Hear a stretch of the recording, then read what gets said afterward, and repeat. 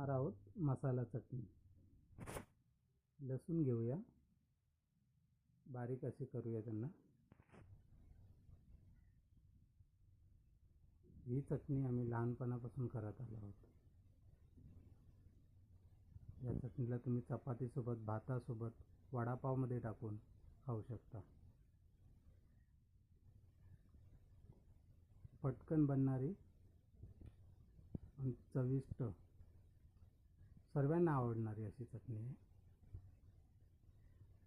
लसूणचा साल नको असेल तर काढून टाका, ठेवलं तरी चालेल।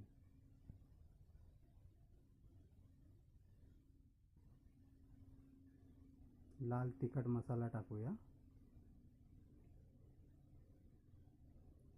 तुम्हाला पाहिजे तेवढं 2-3 चम्मच तुम्ही टाकू शकता।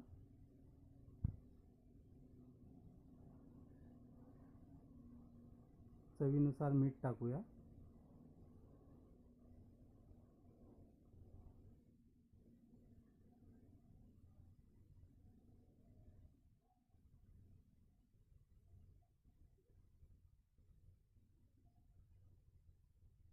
थोडंसं तेल टाकूया त्याच्यामध्ये, थोडंसं।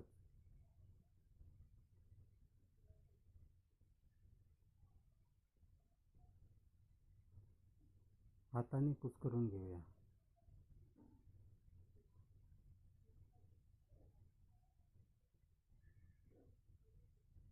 तिखट, झणझणीत आणि सर्वांना आवडेल अशी ही चटणी आहे।